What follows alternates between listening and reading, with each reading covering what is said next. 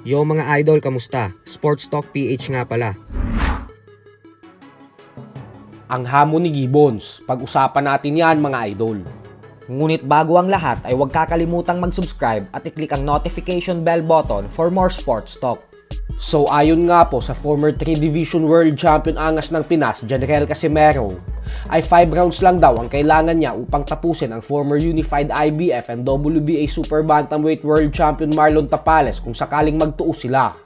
Giit nito na nag-sparring na daw sila kasi dati at wala daw ibang ginawa si Tapales kundi ang tumakbo lang ng tumakbo sa ibabaw ng lona.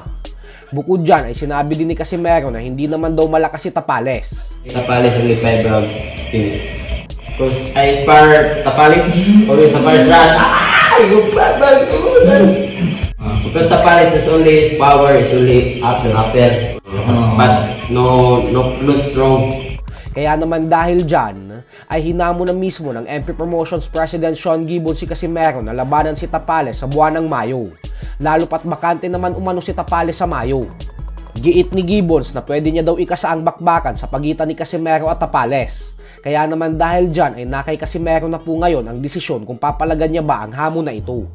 Positibo po ang reaksyon ng mga Pinoy boxing fans dito dahil gusto din nilang makitang magtuo si Casimero at Tapales, lalo pat may alitan na namamagitan sa dalawa.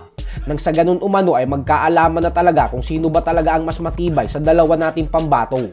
Ang tanong po ngayon ay kung papayag ba ang Japanese promoter ni Casimero na si Masayuki Ito na gawin ang laban na ito. Dahil ayon sa kapatid at trainer ng angas ng Pinas na si Jason Casimero, ay may paparating na umano silang laban kung saan iaanunsyo na daw nila ito sa lalong madaling panahon. Pwede pong subukan ni Casimero na kumbisihin ang kanyang promoter na itapat siya kay Tapales, lalo pat automatic ng world title eliminator fight ang magiging bakbakan nila kung magkataon, gawa ng pareho silang world rated sa 122 pound super bantamweight division.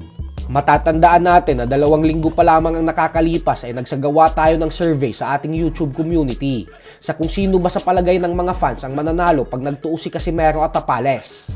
At dito nga po ay 70% sa 15,000 fans na bumoto ay sinabing tatalunin ni Casimero via knockout si Tapales, habang 12% naman ang nagsabi na si Casimero daw ang mananockout kay Tapales. 10% naman ay sinabing tatalunin ni Tapales si Casimero via decision. 6% naman ay pumabor na si Casimero ang mananalo by decision. Habang 3% naman ang nagsabi na tabla umano ang magiging resulta ng sagupaan ng dalawa.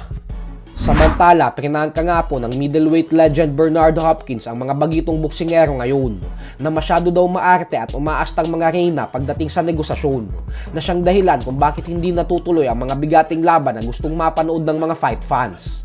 Banat ni Hopkins na nadidismaya na daw ang mga tao at nasasawa na sa panay sagutan ng mga boksingero sa social media. Tapos hindi naman naglalaban-laban, gawa ng lahat ay nag-aastang mga superstar. Hindi daw kasi ito nakakatulong sa sports ng boxing. At bagkus dahilan daw ito kung bakit nababawasan ang mga fans ng ating sports ng suntukan. So hanggang dito na lang po muna tayo mga idol. Sports Talk PH, kakaiba ang laban ng mga